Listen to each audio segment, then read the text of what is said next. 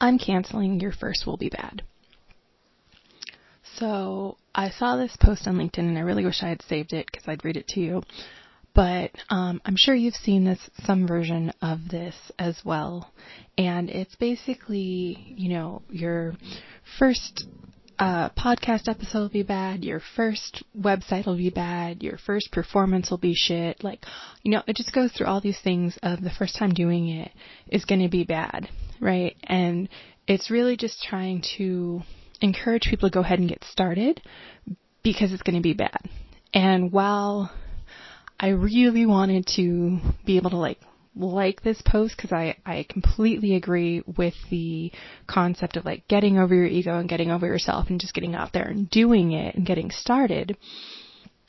I couldn't, something in me just wouldn't let me like this post. And I realized what it was.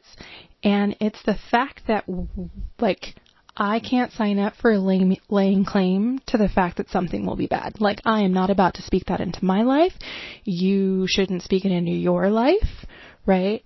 Because our words have power. So here's the thing, right? Now, is it likely that the first time you do something is going to be, relatively speaking, the worst out of all the times you do it? I mean, it's a high likelihood, yes, but that first time still does not have to be bad, right? It can be amazing the first time you do it. You could knock it out of the fucking park, and that's great. And you can still, as you continue, you can still get better, right? So let's stop claiming that your first is going to be bad, okay? Your first is going to be a jumping off point. Your first is going to be an adventure in putting it into practice. Your first is going to be a wonderful way to learn and get feedback. But we're not claiming that our first is going to be bad, because I think we should allow for the possibility that our first will be amazing. And to allow for that possibility, we need to not speak into existence the opposite. So I am officially canceling your first will be bad.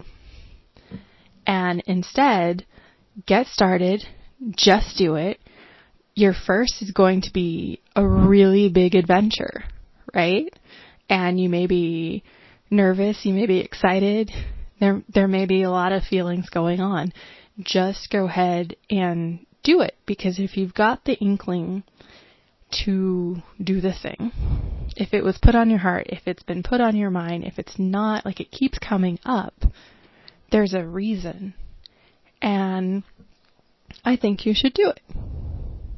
And I think that because no matter how it turns out, it's going to be a learning experience, right? It's going to be something that's going to teach you something. And it's going to help move you from where you are at this moment, right? And it's so important that we learn to follow the breadcrumbs of our spirit, right? Because that's what I think those things are. When you get those nudges, those inklings, those sensations, those thoughts, that just follow you everywhere. And especially when it's you think about it and you kind of don't do it. You think about it and you're it pops to mind. You're I think maybe that's silly. I don't know, right? And then somewhere down the line, it comes up again. And maybe the song lyric catches your attention. Whatever. These are all ways that our intuition comes through and is speaking to us, and we're ignoring it. And that's why a lot of us are in the state of disconnect that we're in, because our soul is constantly communicating with us, and a lot of us aren't listening. A lot of us aren't hearing it or perceiving it. I don't want to just say hearing, because it comes in a lot of different ways. For me, my primary sense is, actually it's a toss-up between claircognizance and clairaudience, but hearing and knowing are the two top ways that messages come through and that I perceive. So I don't want to say just hearing, because it may not be hearing. It may be the gut feeling. It may be visions. It may be smells. It may be taste. It may be feelings. It may be sensations, right? There are so many ways these things come through. Whatever it is for you, they're happening, and they're happening constantly. But if you're allowing the world to be louder than you, you're not going to make a move on them, right?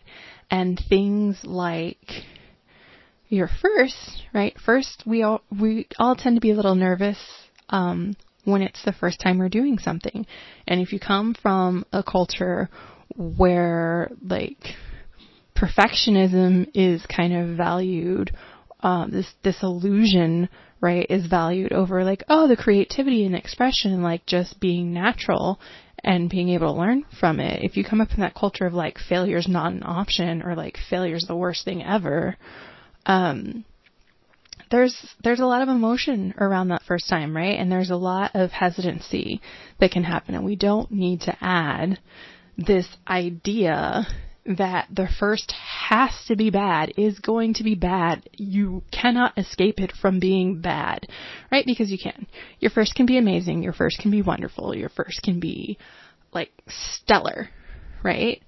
So let's watch how we talk to ourselves, and let's watch how we let other people tell us how to talk to ourselves, right? Including me, right? If something doesn't resonate, like don't take it. If something, however, catches you off guard, but you're like curious, right? Maybe you should explore that. But yeah, I'm canceling your first is bad. So let's just kick that to the curb, and your first is going to be a wonderful experience, and it's going to be a rich experience, right? That's all. Have a wonderful day, and I will talk to you guys later. Take care.